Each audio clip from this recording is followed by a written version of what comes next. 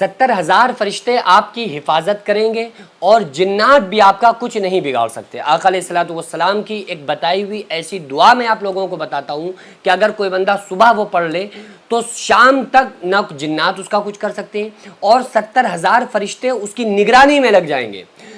رات کو سوتے وقت کے لیے تو آپ لوگ جانتے ہیں آقا علیہ الصلوۃ والسلام نے ارشاد فرمایا جو شخص 2 مرتبہ آیت الکرسی پڑھے اور دروازوں پہ دم کر دے تو پھر فرشتے رات بھر اس کے گھر کی حفاظت کرتے ہیں۔ ایک دعا اور آقا علیہ الصلوۃ والسلام نے بتائی ہے اگر انسان 3 مرتبہ صبح پڑھ لے تو شام تک فرشتے اس کی حفاظت کریں گے، موت کے علاوہ دوسری کوئی چیز اس کو ضرر نقصان نہیں پہنچا سکتی۔ وہ دعا پہلے سن لیجئے، پھر اس کے بعد میں آپ کو یہ دعا بھی سناتا ہوں۔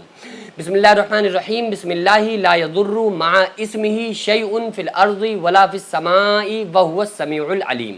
یہ 3 مرتبہ آپ پڑھ لیجئے، شام تک فرشتے آپ کی حفاظت میں لگ جائیں گے۔ اور رات کو سونے سے پہلے 2 مرتبہ ضرور آیت الکرسی پڑھ کے اپنی کنڈی پر آپ پھونکیں، ضرور اپنے دروازوں پر پھونکیے، کیونکہ آیت الکرسی کی بہت بڑی فضیلت آئی ہے، حدیث پاک میں بہت بڑی فضیلت آئی ہے اور آقا علیہ الصلوۃ والسلام نے اس کے بہت سارے فائدے بتائے ہیں۔ میں آیت الکرسی ایک مرتبہ آپ کو پڑھ کے بھی سنا دیتا ہوں، کیونکہ بہت سارے لوگ آیت الکرسی پڑھنے میں کچھ غلطیاں کرتے ہیں، تو میں آپ کو پڑھ کے سناتا ہوں، آپ لوگ میرے ساتھ میں خاموشی سے پڑھیے دھیرے دھیرے، تاکہ اگر آپ کی کوئی غلطی ہوگی تو وہ بھی سدھر جائے گی۔ میں پڑھتا ہوں، اس کو غور سے سنیے۔ اعوذ باللہ من الشیطان الرجیم، بسم اللہ الرحمن الرحیم۔ اللہ لا الہ الا هو الحی القیوم، لا تأخذه سنة ولا نوم، له ما في السماوات وما في الأرض، من ذا الذي يشفع عنده إلا بإذنه، يعلم ما بين أيديهم وما خلفهم، ولا يحيطون بشيء من علمه إلا بما شاء، وسع كرسيه السماوات والأرض ولا يؤوده حفظهما وهو العلي العظيم۔ صدق اللہ العظیم۔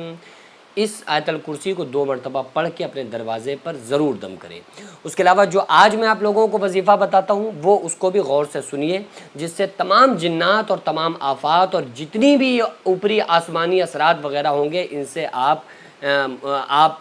بالکل پوری طرح سے انشاءاللہ تعالیٰ آپ حفاظت میں رہیں گے، اللہ تبارک و تعالیٰ آپ کا محافظ بن جائے گا۔ حدیث ہے، حضرت ابو امامہ رضی اللہ تعالیٰ عنہ فرماتے ہیں کہ رسول اللہ صلی اللہ علیہ وآلہ وسلم نے ارشاد فرمایا جو شخص 3 مرتبہ اعوذ باللہ پڑھے، یعنی اعوذ باللہ من الشیطان الرجیم پڑھے، جس کا ترجمہ ہے پناہ مانگتا ہوں میں اللہ کی شیطان مردود سے، یہ پڑھنے کے بعد سورہ حشر کا آخری حصہ تلاوت کرے۔ سورہ حشر ہے نا 28ویں پارے میں، اس کا آخری حصہ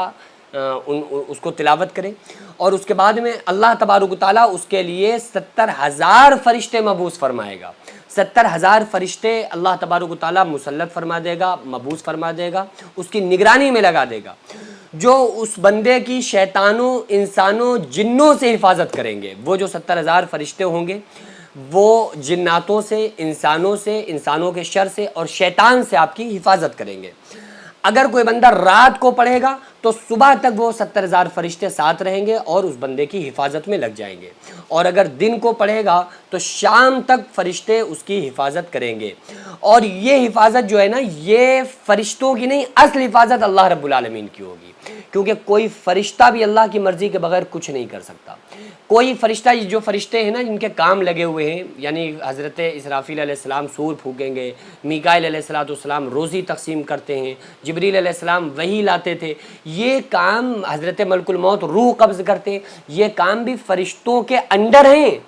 وہ صرف اللہ کی غلامی میں لگے ہوئے ہیں، اللہ کے حکم کو بجا رہے ہیں بس، باقی یہ بھی اللہ کی مرضی اور اجازت کے بغیر کچھ نہیں کر سکتے۔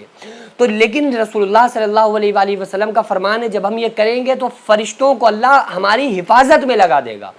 یعنی کہ حفاظت تو اللہ ہی کرے گا، یہ ہمارا یقین ہونا چاہیے کہ حفاظت تو اللہ ہی کرے گا، لیکن ان کے ذریعے سے کرے گا۔ جو اسباب کی دنیا ہوگی نا وہ فرشتے ہوں گے، ان کے ذریعے سے اللہ تبارک و تعالی ہماری حفاظت کرے گا۔ تو اس لیے ہم لوگوں کو چاہیے کہ نماز کی پابندی بھی رکھیں، قرآن مقدس کی تلاوت کریں، اور وہ وظائف جو رسول اللہ صلی اللہ علیہ وآلہ وسلم کی حدیث سے ثابت ہے ان ان وظیفوں کو ہم اپنی زندگی میں لائیں، اور جو آج کل چل رہے ہیں اور تمام وظیفے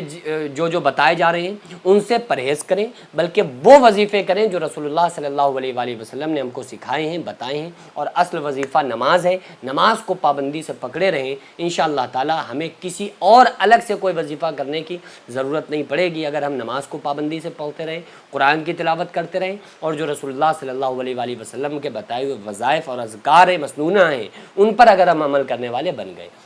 اللہ تعالیٰ سے دعا ہے اللہ تبارک و تعالیٰ ہم تمام لوگوں کو نماز پنجگانہ پڑھنے کی توفیق عطا فرمائے، قرآن مقدس کی تلاوت کرنے کی اور اذکار مسنونہ پر عمل کرنے کی اللہ تعالیٰ توفیق عطا فرمائے۔ وما علینا الا البلاغ۔ السلام علیکم ورحمۃ اللہ تعالیٰ وبرکاتہ۔